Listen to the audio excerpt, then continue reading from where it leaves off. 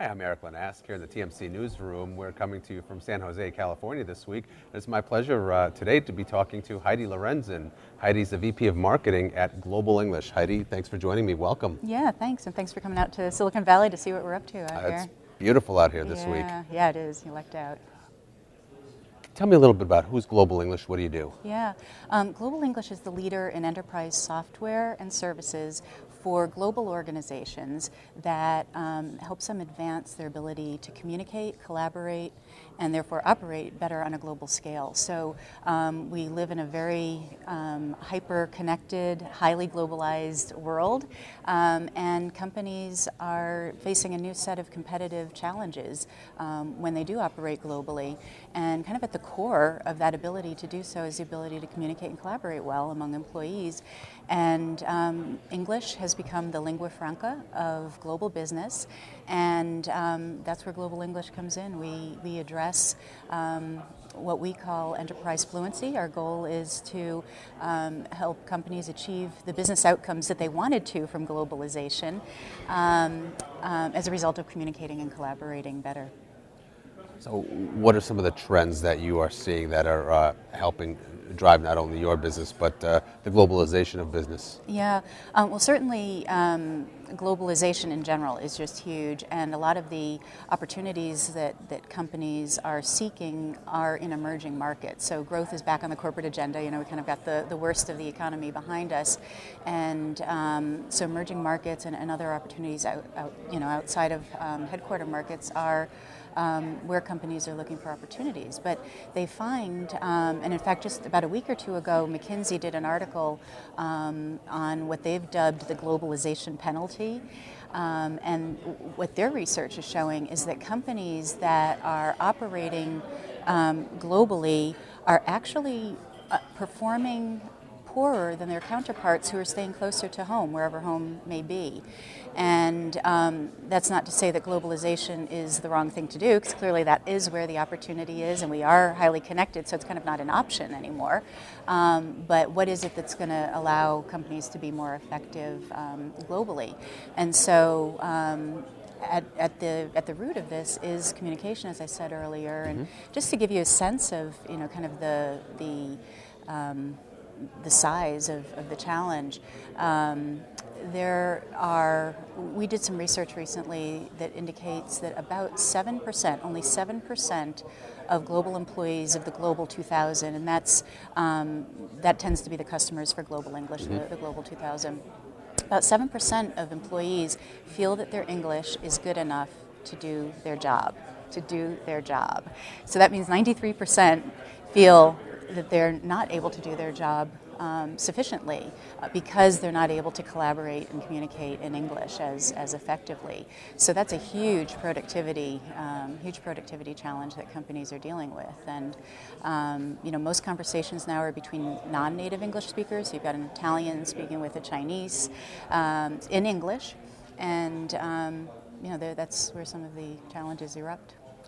Now, are you talking about verbal communication or electronic communication, email, text, those things? All of the above. So, the interesting thing is companies are spending a lot of money on building social business practices, on putting in place unified communications, on, just otherwise putting in telecommunication systems without even thinking about the quality of the communication that's going over those systems. So, they've put the conduits in place for communication to take place, for the silos to come down.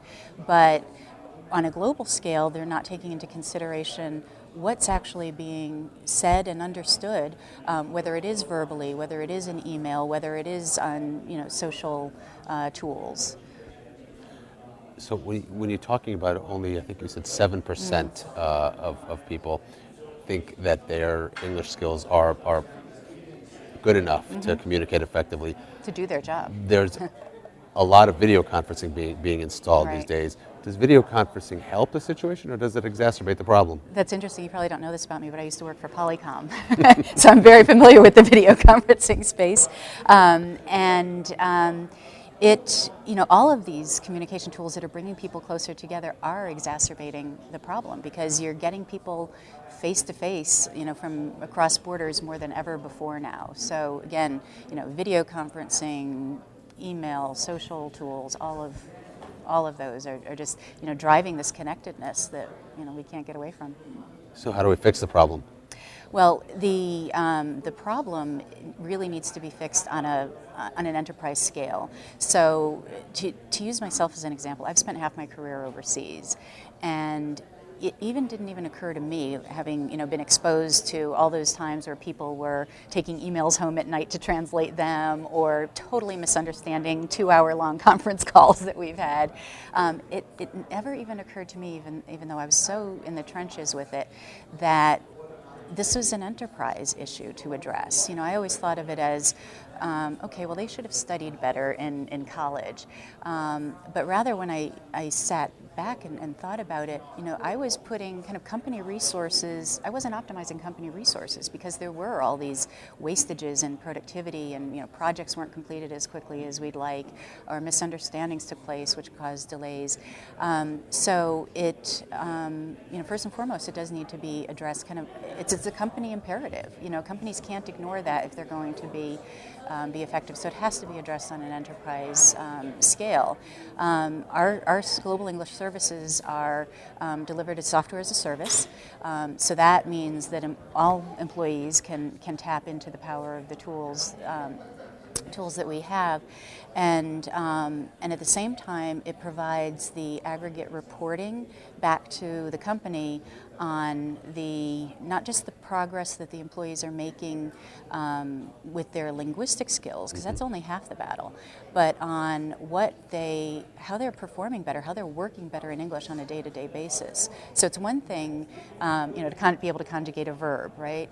But it's a very different thing to be able to walk into a sales situation and persuade that customer to buy your service, right? It's a very different situation to be able to give a presentation that people understand and are impacted by.